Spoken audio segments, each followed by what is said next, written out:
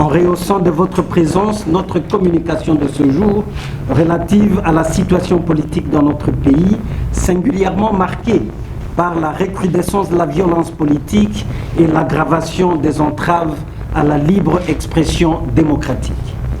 Ce jour, 25 février 2023, rappelle 5 ans, jour après jour, l'assassinat odieux par un élément de la police nationale de Rossi Mukendi Chimanga dans l'enceinte de la paroisse Saint-Benoît de Lemba, dans cette ville-province de Kinshasa, capitale politique de notre pays. En hommage à ce martyr de la démocratie et à tant d'autres victimes de l'intolérance politique et de la barbarie, je nous prie de nous mettre debout pour observer un instant de silence en formulant le vœu ardent que le sang versé fermente la bravoure de notre peuple afin de combattre tous atavismes dictatoriaux qui nous maintiennent dans la servilité et la misère économique et sociale. Vous faire part d'abord de la décision portant nomination des délégués généraux, membres du comité directeur de Ensemble pour la République, ensuite de la résurgence de l'intolérance et de la barbarie politique,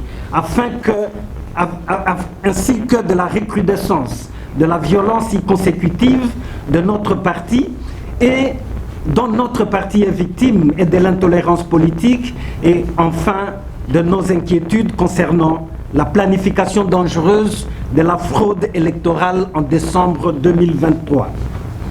Concernant la nomination des délégués généraux, membres du comité directeur des Ensemble pour la République, il sied de signaler que par sa décision numéro 01 du 11 février 2023, prise sur pied des dispositions pertinentes de la Constitution de la République démocratique du Congo, spécialement en son article 6, de la loi numéro 4/002 du 15 mars 2004 portant organisation et fonctionnement des partis politiques, de l'arrêté ministériel numéro 25 du 10 novembre 2020 portant enregistrement du parti politique Ensemble pour la République, ainsi que des statuts de notre parti, le président national Moïse Katumbi a nommé des délégués généraux membres du comité directeur en charge des secteurs qui ont été communiqués dans la décision précitée. Je vous en donnerai tous les détails. Par conséquent, vous daignerez considérer qu'à partir de cette date, du 11 février 2023, toutes les dispositions antérieures contraires à cette décision sont abrogées. Par ailleurs, je voudrais particulièrement vous donner des indications concernant les charges ou attributions du délégué général en charge des communications, médias, porte-parole, partenariats politiques et socio-professionnels et porte-parole du parti. En effet, il est institué au sein de Ensemble pour la République la fonction de porte-parole du parti dénommé porte-parole. Le porte-parole consiste en la présentation des opinions, positions, décisions ainsi que toute autre résolution officielle du parti auprès des institutions publiques, des partenaires politiques et ou socio-professionnels, tant nationaux qu'internationaux, et de l'opinion publique en rapport avec les problèmes de la nation, l'actualité et les enjeux politiques, les activités, actions et réunions des organes du parti relatifs à ces objectifs. Le délégué général reçoit des initiatives, entreprend et négocie des partenariats politiques et socio-professionnels sous l'égide du secrétaire général. Désormais, la ligne d'autorité au sein du porte-parole s'exerce à travers le porte-parole du parti, du président national et du comité directeur vers les structures ad hoc, dont les cellules et relais des communicants. Le porte-parole est constitué du cabinet du porte-parole, de la cellule des communicants ou communicateurs nationaux, ainsi que des relais des communicants provinciaux et des relais des communicants locaux. Quant à la résurgence de l'intolérance et de la barbarie politique, Ensemble pour la République dénonce et condamne fermement, en ce début de l'année électorale 2023, la recrudescence de la violence politique et l'aggravation des entraves à la libre expression démocratique. En effet, en ce moment même où notre pays est agressé par le Rwanda et ses supplétifs du M23 et que le peuple congolais a plus que jamais besoin de raffermir la cohésion nationale, des brigands manifestement manipulés perpètrent des actes de barbarie contre les installations de l'Ensemble pour la République, ses militants et cadres, en violation flagrante des droits et libertés fondamentaux des citoyens devant l'indifférence des autorités politiques, des autorités publiques, de forces de l'ordre et de sécurité. Des faits avérés ci-après illustrent le mauvais climat politique entretenu susceptible de compromettre la tenue des élections dans des conditions apaisées. 1. L'attaque en novembre 2022 de la résidence d'une famille située dans la cité Jekamine, au quartier Mampala à Lubumbashi, avec menace de mort à cause de l'appartenance politique. 2. La mise à sac, le 19 janvier 2023, des bureaux de Ensemble pour la République dans la cité de Kasumbalesa. 3. Le refus, depuis le 7 février 2023, d'autoriser le survol et l'atterrissage de l'avion du président Moïse Katumbi en partance pour Moba. 4. Le 17 février 2023, des brigands munis d'armes blanches ont attaqué les militants et cadres de Ensemble pour la République lors de l'enrôlement à Kindu de M. Salomon Idi Kalonda Dela au cadre du parti, causant mort d'hommes et une centaine de blessés graves. 5. La confiscation injustifiée par des services de sécurité à l'aéroport de Ndjili depuis le 16 février dernier, donc 10 jours, des matériels de visibilité de Ensemble pour la République déjà dédouanés. Ensemble pour la République, meurtri particulièrement par les tristes événements de Kindu, réitère des condoléances attristées à la famille éprouvée et la compassion avec les victimes de cette barbarie. Ensemble pour la République prend l'opinion nationale et internationale à témoin devant ces actes de provocation délibérée et demande aux autorités compétentes de prendre toutes les mesures nécessaires qui garantissent la paix, la protection et la sécurité de tous lors des manifestations politiques. Ensemble pour la République met en garde des inciviques et leurs commanditaires qu'en cas de récidive, ils porteront seuls la responsabilité des conséquences qui pourront découler des dispositions de légitime défense.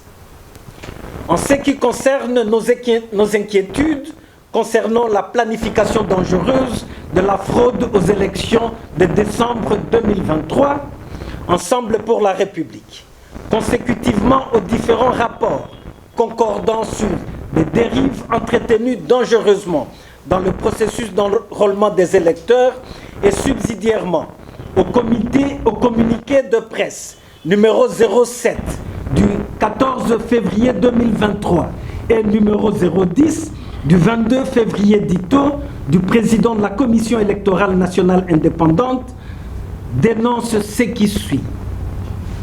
1. Une lenteur inconsidérée des opérations d'enrôlement dues à la mauvaise préparation des opérateurs d'enrôlement, des pannes intempestives des machines et la carence entretenue des équipements dans plusieurs centres d'inscription. 2. Des centres d'inscription fictifs pour lesquels aucune explication plausible ni garantie de correction ne sont fournies. 3. Le nombre élevé de kits d'enrôlement injustifiés dans l'espace Grand Kasaï, pourtant vidé d'une grande partie de sa population par migration économique de masse vers le Katanga, laisse entrevoir une tentative de gonfler insidieusement le nombre d'électeurs pour plus de sièges dans cet espace au détriment d'autres aires géographiques qui subissent le statu quo dont seule la CENI connaît la motivation. 4.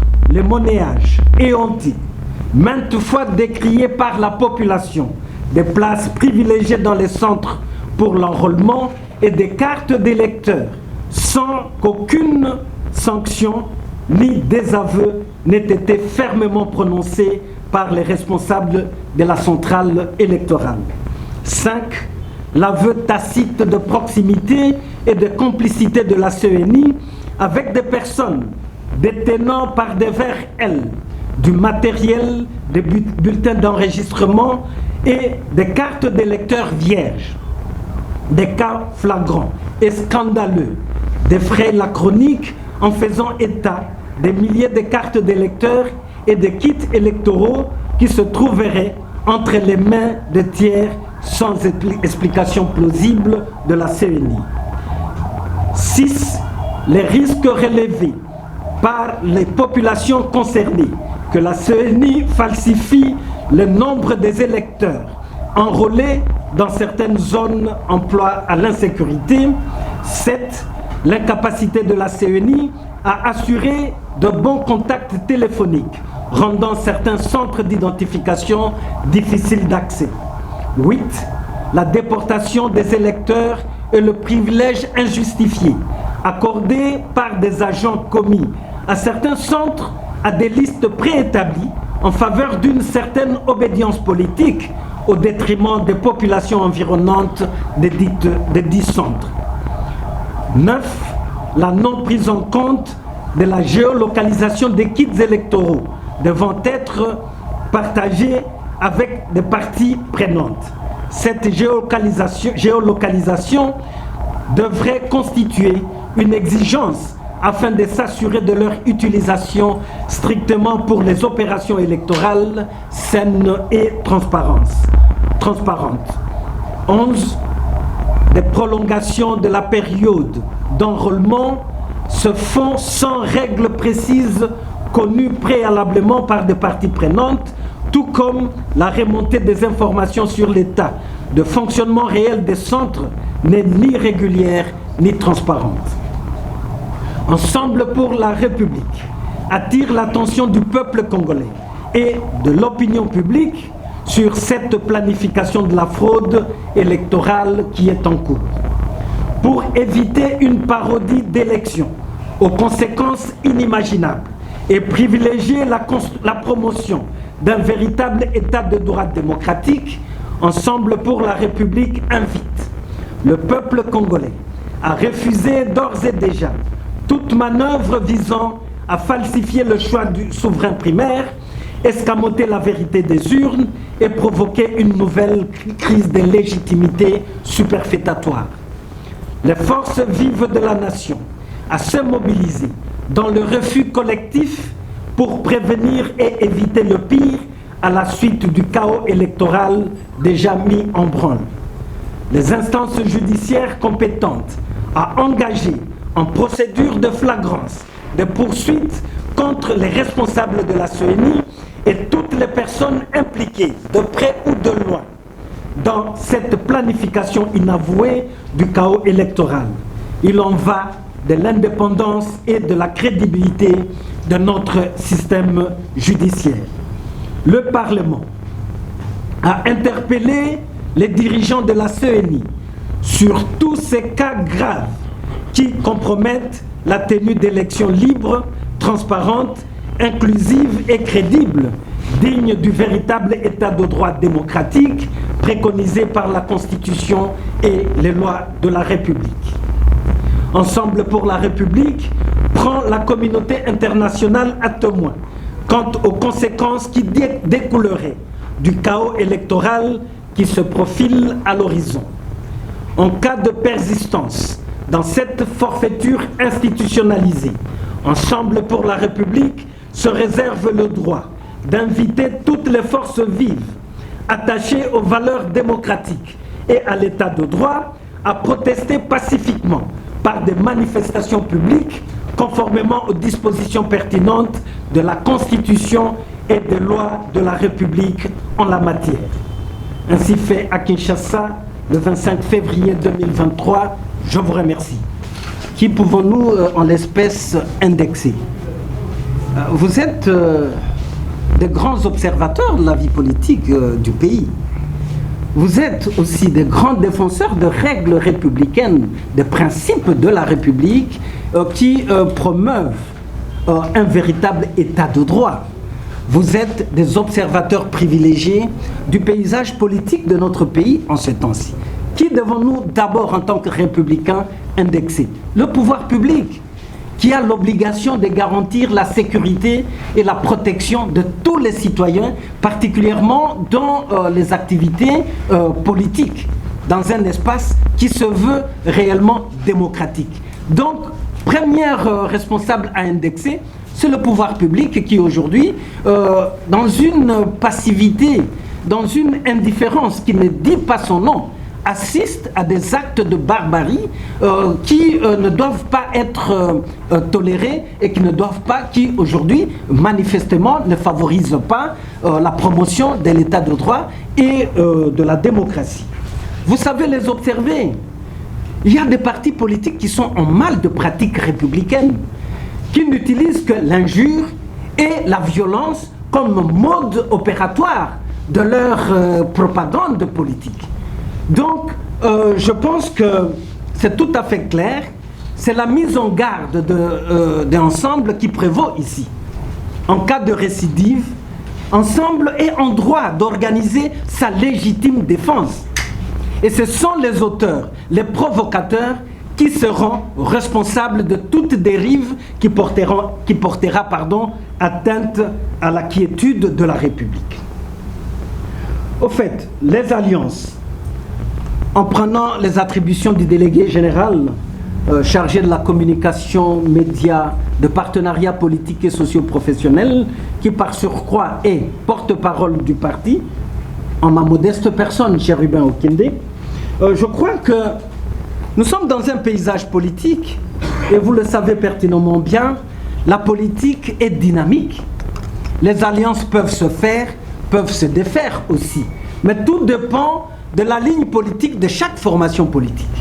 Ici, nous, Ensemble pour la République, nous privilégions la démocratie, la paix, l'état de droit, la tolérance politique, parce qu'en fait, notre approche de la démocratie, du débat démocratique, voudrait être ce choc d'idées qui peut jaillir la lumière afin de nous éclairer dans la marche de notre pays en tant que véritable État démocratique, et cela pour construire le bien-être de nos populations. Donc, pour nous, c'est clair. Faut-il envisager des alliances? Nous disons oui, ce n'est pas exclu. C'est pour cela que d'ailleurs, dans sa dextérité, Moïse Katumbi a pensé de mettre en place, au sein du comité directeur, un organe ou une branche qui s'occupe de partenariat politique. Et c'est Chérubin Okende qui va assumer cela. J'accepterai des initiatives qui viendraient de tous les partenaires potentiels, tout comme j'ai le pouvoir au sein de l'ensemble aujourd'hui d'initier de partenariats politiques, pourvu que les valeurs prônées par Ensemble pour la République soient scrupuleusement respectées. Nous n'irons pas dans la violence, nous n'irons pas dans la barbarie, nous n'irons pas dans la déloyauté envers la République. Ce sont des valeurs cardinales que nous continuerons toujours à défendre. Donc, je nous félicite en tant qu'Ensemble pour la République d'avoir pensé que dans ce virage que nous prenons, le partenariat politique est possible. Hélas, nous ne nous limitons pas simplement sur le partenariat politique. Le partenariat socio-professionnel.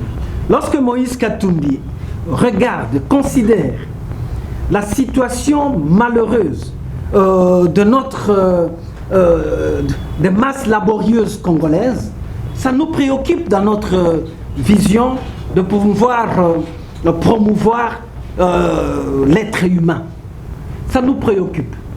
Que des salaires de misère, que des conditions de travail exécrables, que tant d'autres chapelets de malheur que nous pouvons aujourd'hui égrener, l'Ensemble pour la République est aussi ouvert au dialogue social. Aujourd'hui, les fonctionnaires de l'État, aujourd'hui les médecins, les professeurs d'université, les enseignants, tous tout comme des travailleurs dans le secteur professionnel, tous alors sont en train de vivre le manque de dialogue social direct qui valorise l'homme au travail. Et si je me permets de vous rappeler la quintessence de l'article 35 et de l'article 36 de notre Constitution. Le travail est un devoir et droit sacré. Quiconque a un travail mérite d'avoir une rémunération décente qui lui permette de mener une existence conforme à la dignité humaine avec l'ensemble de sa famille. Cela suppose que dans notre vision de la République, nous voyons aussi ce travailleur. Nous voyons aussi ce nombreux jeunes Congolais abandonnés aujourd'hui au chômage et la déperdition sociale. Il y a moyen de construire le dialogue social et de commettre notre pays à un autre avenir, pas aux perspectives aujourd'hui qui sont dérisoires en tant qu'État. Donc, c'est un créneau qui est ouvert pour que nous puissions rationaliser tout type de partenariat qui pourrait engager notre pays dans le chemin du développement économique et social. Jean-Marie, merci. Je note que à Kindu, vous avez observé qu'il y avait 3 personnalités ressortissants, fils du Maniema, qui se sont retrouvés au Maniema à l'occasion d'un forum pour la paix et le développement du Maniema. J'estime, sans partisanerie politique, tout fils du Maniema digne de ce nom devrait contribuer à pacifier le Maniema et à impulser le développement économique et social de cette province qui n'est pas une province délaissée pour compte, malheureusement. Et il y a eu des incidents malheureux. Et c'est ce que nous sommes en train de fustiger ici, la recrudescence de la violence politique. Lorsque un citoyen libre va remplir son devoir, son droit, accomplir son droit civique de se faire enrôler, parce que sur pied de l'article 5 de notre Constitution, le pouvoir appartient au peuple qui l'exerce à travers ses représentants. Or, ces représentants sont choisis comment? Par le souverain primaire, à travers les élections. Tout citoyen digne de ce nom, qui voudrait jouir de son droit civique, de choisir les dirigeants, doit accomplir cette formalité d'enrôlement. Salomon Idi Kalonda, avec d'autres cadres de notre parti, se retrouvant à Kindu, le processus d'enrôlement étant officiellement ouvert, il est allé, comme nous le voyons ici dans tous les partis politiques, accompagné de non-militants et cadres, remplir cette formalité. Quelle désolation de voir que des brigands ont été armés d'armes blanches pour jusqu'à arriver à mort d'homme avec des blessés graves. Donc moi je pense, ce qu'on devrait saluer ici, c'est la valeur de solidarité. Lorsqu'il y a un compatriote, peu importe son bord politique, qui se trouve dans ces cadres-là, si vous n'êtes pas commanditaire, en tout cas, vous devez manifester votre solidarité. Et je félicite et remercie les personnalités qui sont allées reconforter Salomon Idi Kalonda, qui est au cadre de l'Ensemble pour la République. Par ailleurs, voyez-vous de ce rapprochement, des perspectives d'un quelconque initiative de partenariat politique? Je ne sais pas l'affirmer, je ne sais pas le confirmer. Je suis délégué général chargé des partenariats politiques. Peut-être que le délégué général Salomon Kalonda va me faire part pour qu'au niveau du comité directeur, nous observions des initiatives éventuelles de partenariat politique. Mais je vous le dis, Ensemble pour la République reste ouvert, pourvu que toute perspective de partenariat concourt à la consolidation de l'état de droit et d'une véritable démocratie dans notre pays et à la préservation de nos valeurs républicaines. Nous sommes donc ouverts. De tout bord politique que vous soyez, si vous avez des suggestions pour un partenariat politique éventuel, Chérubin Okende est à votre entière disposition quant à cela. Serait-il aujourd'hui indiqué qu'on parle de la préparation du lit de la contestation? Je ne pense pas, cher ami, mais vaut mieux prévenir que guérir. La vie de la République, la vie de la nation en dépend. Si nous attendons l'apocalypse de demain pour déplorer de morts, l'intolérance politique à l'entame de cette communication, j'ai fait allusion et je nous ai invités ensemble à rendre hommage à Rossi Mukendi. C'est de cas que si nous sommes vraiment un État civilisé, nous devons éviter absolument la violence. Or, aujourd'hui, la violence, elle est là, dans nos rues, entretenue. On doit prévenir que chercher à guérir. La vie de la nation en dépend. Et vaut mieux un homme averti en fait toujours deux, dit-on. Il ne faudra pas que demain nous nous réveillons, que nous nous retrouvions dans une autre dictature plus atroce que ce que nous avons décrié, notamment lors de la Deuxième République. Ça serait faire œuvre inutile. Donc, dans un élan républicain, nous ne préparons pas le lit de la contestation, mais s'il arrive que le peuple congolais, en vertu de l'article 63 de la Constitution, proteste contre la dictature, en tout cas, il est du droit du peuple congolais de pouvoir le faire. Eh bien, Éric Kwemba, consensus préélectoral, exigence... bon, tout dépend. En tout cas, pour sauver le Congo, Ensemble pour la République et particulièrement le président Moïse Katumbi a déjà montré ses bonnes dispositions, même à se faire violence. Rappelez-vous les assises de la Cinco. Lorsque le blocage devrait être consommé à cause de sa personnalité, il a accepté pour la République de pouvoir s'effacer.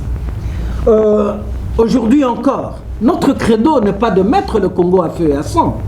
Nous voulons la paix. Nous voulons ce qui nous intéresse le plus, le développement économique et social de nos populations.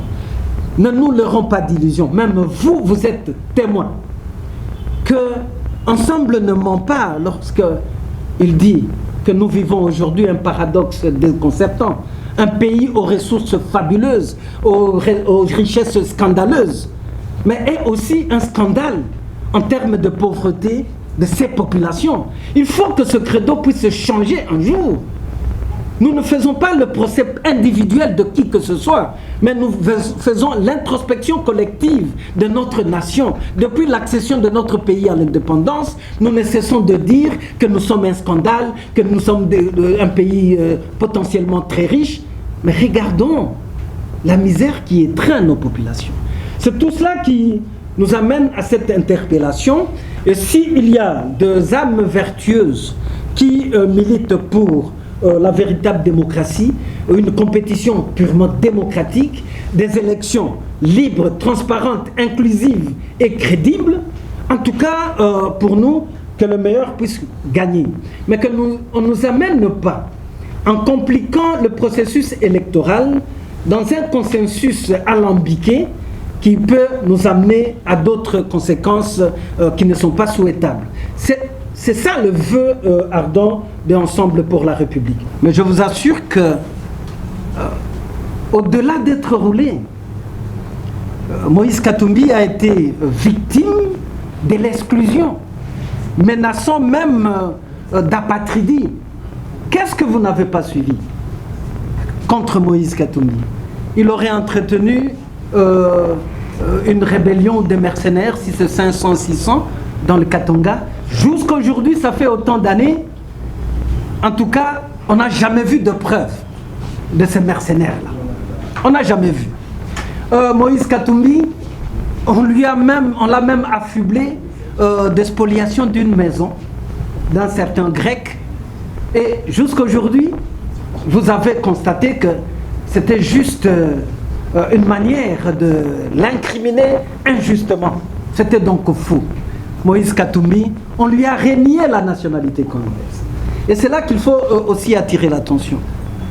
La nationalité italienne, on a beaucoup versé la salive là-dessus. La méchanceté, jusqu'à la menace d'apatridie. Tout s'est soldé par une insignifiance pour dire que c'est la méchanceté politique. Donc, aujourd'hui, notre souhait est qu'il n'y ait pas cette méchanceté politique. La démocratie veut dire un jeu loyal, que le meilleur l'emporte. Pourquoi hier on a eu tant peur de Moïse Katumbi et qu'aujourd'hui on a encore trop peur davantage de Moïse Katumbi? Qu'on laisse la compétition ouverte, c'est cela promouvoir un état de droit démocratique. Nous, avec Chérubin Okende, avec Ensemble, il n'y a jamais de questions taboues. Vous êtes libre de poser toutes sortes de questions. Hier, ministre de la République, pourquoi Ensemble, dans son ensemble, ne veut pas partager le bilan? C'est question d'approche et de philosophie.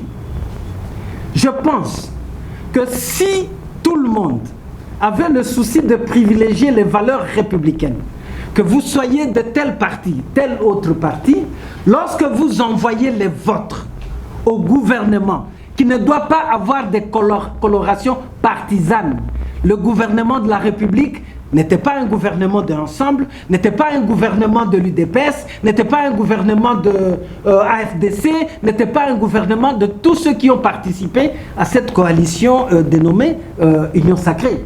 C'est le gouvernement de la République. Et si tout le monde était exigeant, comme Ensemble pour la République, vis-à-vis de ses ministres, en les obligeant au résultat, à la performance, je pense qu'il y aurait eu notre République qui aurait gagné quelque chose. Donc, moi, individuellement, en tant que Chérubin Okende, honnêteté politique et loyauté envers la République exigent. Je le dis et je le répète, je suis comptable de mes actes en tant que ministre des Transports. Le moment venu, je voudrais bien que vous me receviez pour que nous parlions de Chérubin Okende en tant que ministre des Transports. Et ceux qui suivent les informations savent, sans être trop prétentieux, que Chérubin Okende est le seul ministre qui rendait compte chaque semaine de ses activités. Rappelez-vous la semaine du ministre. Et je suis aujourd'hui en mesure de vous donner le bilan de Chérubin Okende. Et ça sera peut-être une occasion, s'il y a eu des entraves quelconques dans ce parcours, je vais délier ma langue pour vous dire, voilà, tel projet, s'il a flotté, c'est à cause de tel autre élément. Donc je suis fier et je remercie le président Félix Tshisekedi d'avoir accepté sur proposition de mon parti que Chérubin Okende partage cette expérience au niveau du gouvernement. Loyauté politique oblige. Lorsque les liens cohésifs dans l'union sacrée, particulièrement en ce qui concerne les valeurs défendues par Ensemble pour la République, ces liens-là ont lâché, bon, c'était tout à fait normal que je me montre loyal vis-à-vis de ma famille politique. Et cela doit attirer l'attention du président Félix Tshisekedi. Ici, je le dis sans circonlocution aucune. Lorsque on n'a pas de loyauté, on n'a pas eu hier, on ne l'a pas aujourd'hui, demain, on n'en aura pas. Donc c'est tout à fait clair. Sauf ça. C'est tout. Sauf cela. Dans l'ensemble, il y a la tolérance. Chacun peut avoir l'ambition, il peut s'exprimer librement. Mais ce qui engage le parti, ce sont les décisions des organes habilités du parti. J'ai vu certains compatriotes, je ne voudrais pas les citer, dans Ensemble pour la République, mais qui s'étaient aussi exprimés. Si moi, Chérubin Okende, j'avais l'ambition, à ce moment-là, de me présenter comme candidat président de la République, soyez rassurés que personne, en tout cas pas Moïse Katumbi, m'aurait interdit d'exprimer ma candidature. Mais tous, nous allions nous remettre aux instances de notre parti, notamment à la Convention, qui a examiné et finalement a tranché. À partir de ce moment-là, loyauté républicaine veut dire que nous respections les règles au sein de notre parti politique. Donc aujourd'hui, nous avons un candidat président de la République pour qui nous allons mouiller nos maillots.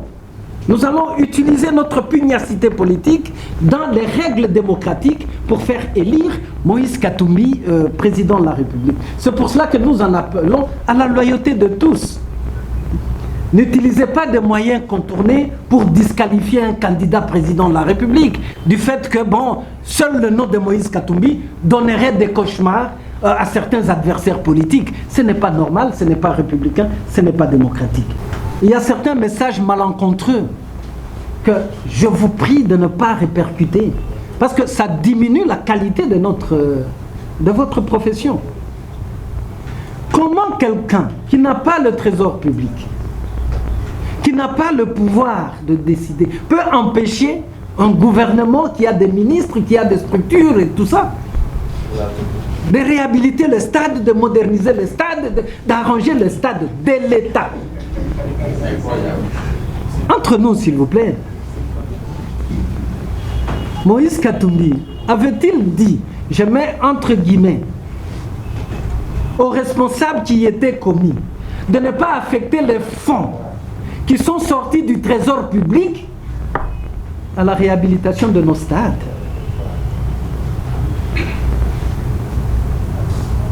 Je ne comprends plus rien. Je ne comprends plus rien. Au contraire, dans un esprit républicain, le cas de Moïse Katumbi allait créer l'émulation pour dire, bon, TP Mazembe, c'est un fait privé. Voyons un privé qui s'applique à respecter les normes pour sauver même le pays de la honte. Mais c'est lui qu'on veut crucifier. Est-ce que c'est normal? Nous sommes où là? Je ne comprends plus rien. Ce sont ces contradictions-là qui mettent en péril le destin de notre pays. Non. Le peuple congolais doit savoir comment établir les responsabilités des uns des autres, surtout dans la gestion de la chose publique. Moïse Katumbi n'a aucun intérêt de manipuler qui que ce soit dans le monde sportif. Au contraire, on devrait reconnaître que de temps en temps, dans sa générosité, il soutient même le mouvement sportif dans notre pays. Même d'autres clubs, il le soutient. Comment pouvez-vous supporter l'idée humiliante que nos léopards aillent jouer à l'extérieur du pays, même une autre équipe congolaise, composée de jeunes Congolais, à être humiliés de livrer des matchs à l'extérieur, simplement par haine ou par complexe d'infériorité, et c'est ça l'expression, vis-à-vis de Mazembe, le club Mazembe et de son président. Mais c'est extrêmement grave. Extrêmement grave. Nous devons quitter ces complexes pour permettre à notre pays d'aller de l'avant. Il faut éviter l'humiliation de toute une nation du fait que, bon, certaines structures publiques n'ont pas fait leur travail et qu'on insulte toute une nation, tout un peuple. Qu'on se réfugie à l'extérieur pour jouer un match des léopards. Qu'on hisse le drapeau congolais ailleurs. Juste par complexe. Lumumba avait refusé la balkanisation de notre pays. Et il est mort pour ça. Aujourd'hui, toute autre forme de balkanisation, ça c'est aussi une autre forme de balkanisation sportive de notre pays que nous devons refuser. Donc je pense, chers amis, n'hésitez pas, si vous avez une préoccupation quelconque, que Dieu bénisse notre pays. Je vous remercie.